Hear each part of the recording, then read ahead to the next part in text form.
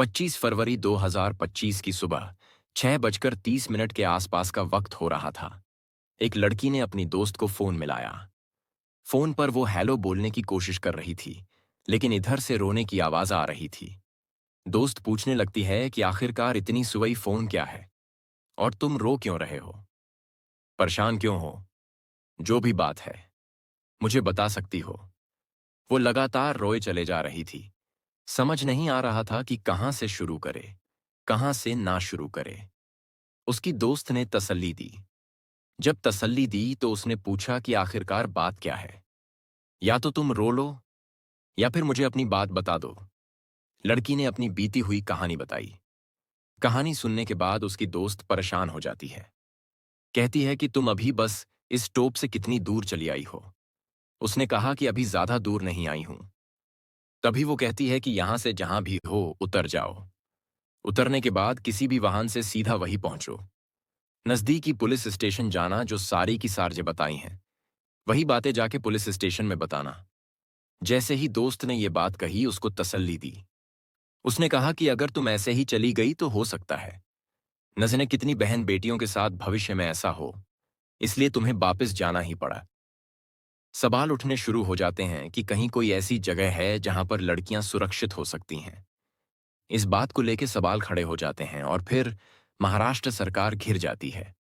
और महाराष्ट्र सरकार इस लड़की को इंसाफ दिलाने के लिए एड़ी चोटी का जोर लगा देती है। आज की कहानी सुनने के बाद शायद आप लोग भी सोचने पर मजबूर हो जाएंगे कि आखिरकार ऐसी कौन सी जगह है जहां लड़कियां सुरक्षित रह सकती हैं। आदाब, नमस्कार, सत्वश्री, आकाल। मैं उस्मान सैफी आज की जो सच्ची घटना मैं आपको सोने जा रहा हूं। इस सच्ची घटना है महाराष्ट्र प्रदेश के पुणे शहर की। दरअसल 25 फरवरी 2025 की सुबह लगभग 5:30 के आसपास का वक्त रहा होगा। इसी बीच में एक लड़की, जिसकी उम्र लगभग 26 साल के आसपास होती है, जो घरों में काम करती थी, उससे अपने गांव जाना था। गांव जाने के लिए बस का इंतजार कर रही थी। बल्कि 5 बजे के आसपास का वक्त रहा होगा, जैसे अंधेरा था। वो लड़की इंतजार कर रहे थे कि कोई बस उसके गांव की तरफ जाएगी तो उसमें बैठ जाएगी। इसी बीच में एक लड़का आता है जिसकी उम्र लगभग 35 साल के आसपास होती है। वो आता है, हाथ जोड़ के नमस्ते करता है। कहता है, दीदी नमस्ते, आप ठीक हो? लड़की थोड़ा सकपका जाती है। कहती है कि भैया मैंने तो आपको नहीं पहचाना। उसने कहा कि आपने नहीं पहचाना, लेकिन मैंने आपको पहचान लिया है। शायद आप बस का इंतजार कर रहे हो। आपको अपने गांव जाना है, अपने घट जाना है। जैसे लड़की ने यह बात सुनी, लड़की इतने खुश हो जाती है। हाँ, जाना तो गांव है।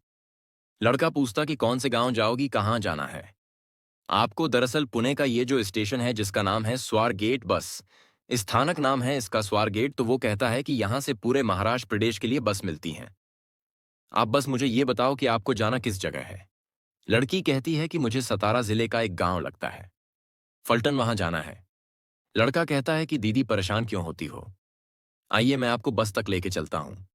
वो लड़का बस स्टॉप पर एक बस खड़ी हुई थी जो कि MSRTC यानी कि महाराष्ट्र राज्य सड़क परिवहन निगम की जो बस थी, जिसका नंबर होता है MH06BW3019, जिस पर बड़े बड़े अक्षरों में लिखा होता शिवशाही। वो बस खड़ी हुए एयर कंडीशनर बस होती है। एयर कंडीशनर बस के पास जाकर खड़ा कर देता है। दीदी आप जाकर इसमें बैठ सकती हो। जैसे लड़की ने दिखा, विकुल गाड़ी में अंधेरा हो रहा था क्योंकि अभी तो सूरज भी नहीं निकला था। अंधेरा हो रहा है। लड़की ने कहा कि भैया ये तो बिल्कुल अंधेरा हो रहा है गाड़ी के अंदर। वो कहता है कि आप बिल्कुल भी परेशान मत हो, टॉर्च जला के। अगर देखना, देखने बाद आपको पता चल जाएगा, कई ऐसे यात्री हैं जो रात भर के थके हुए थे, सो रहे हैं, इसलिए बस थोड़ी देर में चलने वाली है। और जब लड़की को यह कहा गया कि आप अपनी मोबाइल के टॉर्च जला के अंदर जाके देख सकती हो, यात्री वहां दिखाई दें तो आप अंदर रुकना, नहीं दिखाई दें तो अपने चले जाना। लड़की को भरोसा हो गया। वैसे भी इतने प्यार से जो बात कर रहा था, दीदी करके बात कर रहा था, उसने इतनी जान पहचान जो बना ले थी। वो दावा कर रहा था कि पिछली 10 साल से मैं यहां काम कर रहा हूं। देखते हैं सवारी को ये पहचान लेता हूं कि उससे कहीं ना कहीं जाना होता है। लड़की जैसे ही अंदर जाती है, जो एयर कंडीशनर बसें होती हैं, उनके खिड़कियां तो घर हमेशा बंद ही रहती हैं, क्योंकि शीशे से वो पैक होती हैं और खिड़कियां भी वैसे बटन से बंद होती हैं, वैसे जैसे हाथ से बंद करते हैं। वैसे नहीं होती, खिड़की खुली हुई थी। लड़की जैसे अंदर जाती है। अंदर जाने के बाद उसने टॉर्च जलाकर देखा तो टॉर्च जलाने के बाद पता चलता है कि जिस खिड़की से वो अंदर आई थी वो खिड़की बंद हो चुकी थी। अब बाहर जाने का कोई रास्ता नहीं था। चीखने चिल्लाने के लिए कोई मौका नहीं था और उस लड़की के सामने वो लड़का खड़ा हुआ था जो कुछ देर पहले उससे दीदी दीदी करके बात कर रहा था। इसके बाद उस लड़के ने, जिसकी उम्र लगभग 35 साल के आसपास रही होगी, उस 26 साल की लड़की के साथ गंदा काम किया, घिनौना कृत्य किया। जब उसका मन भर जाता है वो लड़की चीखती है, चिल्लाती है, अपनी जान बचाने की कोशिश करती है, लेकिन वो आवाजें थीं, वो बाहर निकली नहीं रही थी। वो लड़की समझ नहीं पा रही थी कि आखिरकार बात क्या है। दरअसल एयर कंडीशनर होने की वजह से वो आवाज बाहर जा ही नहीं पा रही थी। हालांकि ये थोड़ी थोड़ी चहल करने भी होने लगती है। आसपास बसें भी खड़ी हुई थी। इक्का दुक्कर लोग भी आ रहे हैं, जा रहे हैं, ताकते तो जो रहे कि यहाँ हो। और उसके बाद जब वो आरोपी, वो दरिंदा, वो हैवान हैवान जब इस लड़की के साथ गंदा काम करके आराम से वह जैसी घटना हो जाती है, उसके बाद वो लड़की यहां से निकलती है। किसी से पूछती है कि मुझे अपने गांव जाना है। फिर वो गांव के लिए बस पकड़ती है। लेकिन जो भी उसके साथ अभी बीता है, परेशानी जो उसने महसूस की है, वो सब उसके मन ही मन में चल रहा था कि मैं क्या करूं, कैसे नहीं करूं, कहां जाऊं।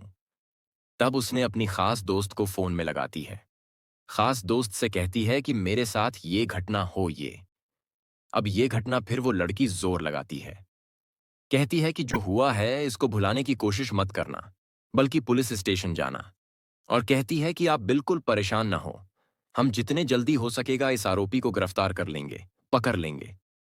ये मामला फिर सोशल मीडिया पर इसके दर वायरल होना शुरू हो जाता है कि देखते ही देखते पूरे महाराष्ट्र में फैल जाता है। पुलिस पर दबाव बढ़ जाता है और साथ ही सरकार पर भी दबाव बढ़ जाता है। सरकार सीधे सीधे यानी कि मुख्यमंत्री देवेंद्र फडणवीस आदेश करते हैं कि जितने जल्दी हो सके इस आरोपी को गिरफ्तार कर लेंगे। अब गिरफ्तार करने के लिए पुलिस ने यह देखा कि आखिरकार लड़का कौन है। कैसे पता चलेगा? क्या वाकई वो रोडवेज डिपो का है या फिर कि बाहर का है? कहां से आया है?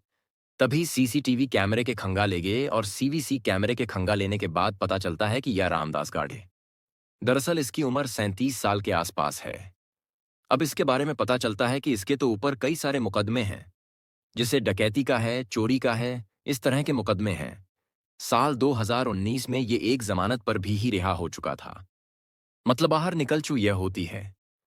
25 फरवरी 2025 की सुबह है, लगभग 5:30 बजे की आसपास, और 27 फरवरी 2025 की शाम हो जाती है, लेकिन आरोपी गिरफ्तार नहीं होता है।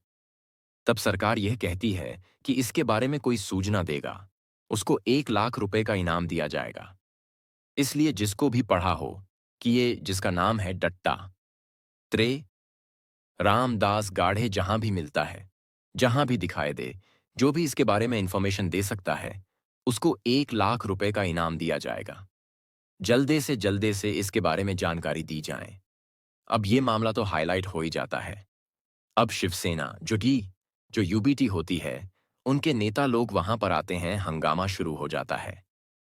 अगले दिन यानी कि 26 फरवरी को हंगामा शुरू होता है। तोड़फोड़ शुरू कर देते हैं। तभी एक नेता होते हैं जिनका नाम होता है बसंत मोरे। बसंत मोरे ऐसे ही अपने कुछ साथियों के साथ रिपोर्टिंग करते गुम रहे थे। यानी कि वो, अब जिसके हाथ में मुझाल, वो ही एक पत्रकारी बन जाता है। और नेता तो खैर नेता होते ही हैं। डिपो के पीछे एक गाड़ी खड़ी हुई थी।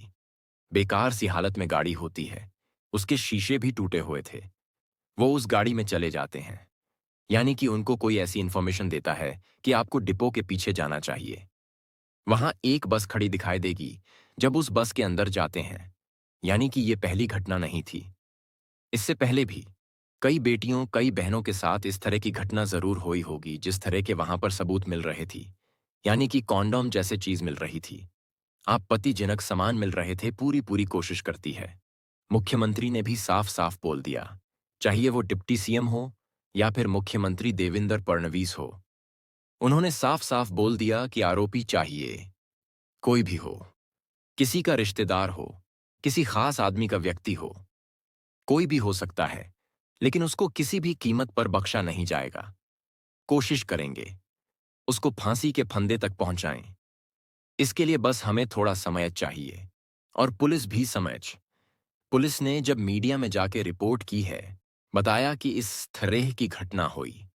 ये लड़की हमारे पास आई थी और हम पूरी ईमानदारी से काम कर रहे हैं।